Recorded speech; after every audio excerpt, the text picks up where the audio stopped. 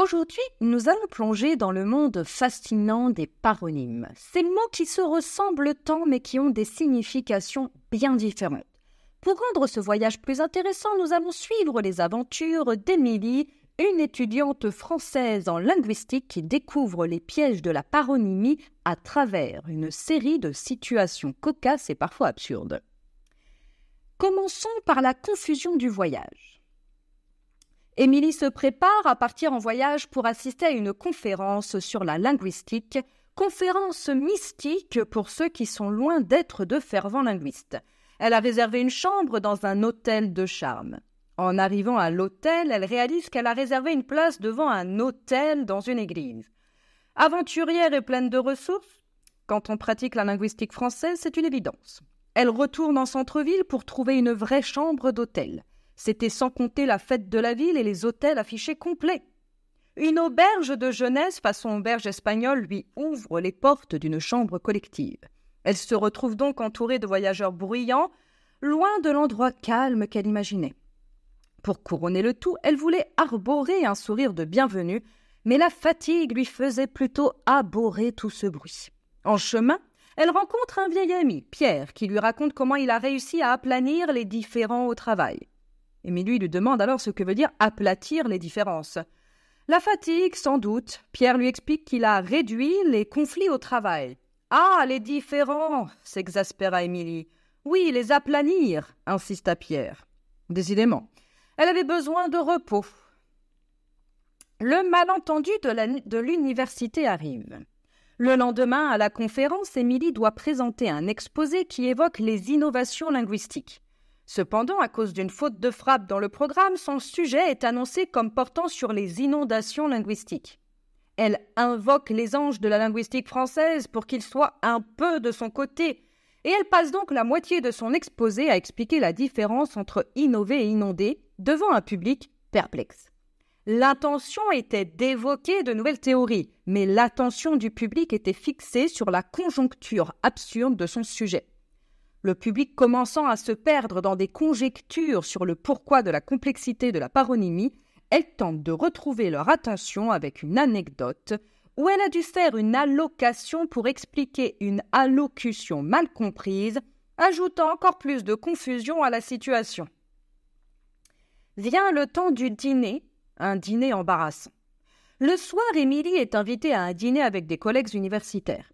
En discutant avec le professeur Dupont, elle mentionne qu'elle trouve son travail très inspirant, mais le professeur comprend travers.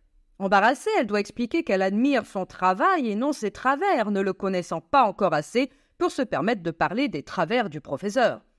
Leur conversation passe ensuite sur des sujets tels que l'affection entre professeur et élève, malgré une relation basée sur l'infection de la langue française par les exceptions. Tout en prenant une infusion, ils abordent gentiment le thème de l'effusion de certains apprenants à l'annonce de la fin du cours de grammaire. Sans oublier l'adhésion des apprenants à l'association française sans grammaire, et je vous rappelle, cela n'a rien à voir avec l'adhérence du tableau blanc au mur, celle-ci permettant aux apprenants de mieux suivre les cours de grammaire. Plus tard, Émilie confond également écaille et écale en parlant de ses allergies alimentaires, causant ainsi un autre moment de confusion. Prenant le temps de faire un bilan de son intervention lors de la conférence, elle se rend compte qu'elle avait su adjurer sa peur de la laisser parler en public, ce qui n'est pas la même chose qu'abjurer une croyance. Vint enfin la leçon de paronymie. Le dernier jour de la conférence, Émilie décide de donner un atelier impromptu sur les paronymes pour éviter d'autres malentendus. Elle explique comment des mots comme collision et collusion, effiler et affiler ou encore emmener et amener peuvent prêter à confusion.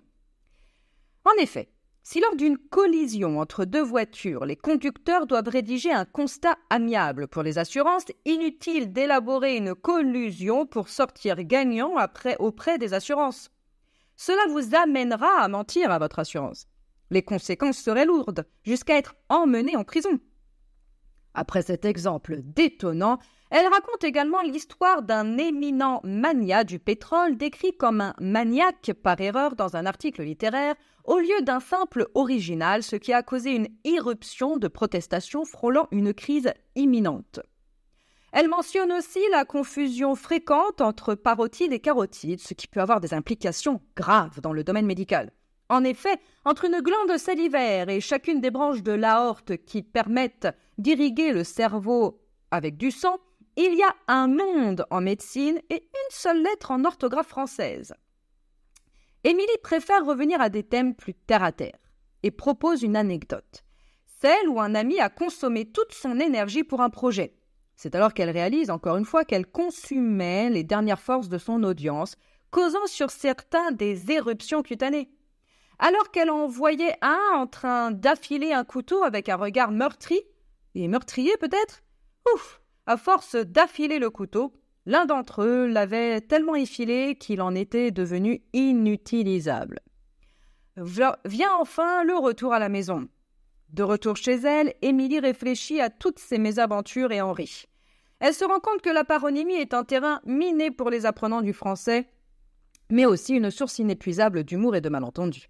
Elle décide d'écrire un article sur son blog pour partager son expérience et aider les autres à éviter ces pièges. Leur éviter de se contracter au risque de bloquer leur carotide et de devoir contacter les urgences. Elle conclut en notant que l'intégrité de la langue française repose sur la justesse de son usage et qu'il est crucial de perpétuer cette vigilance linguistique.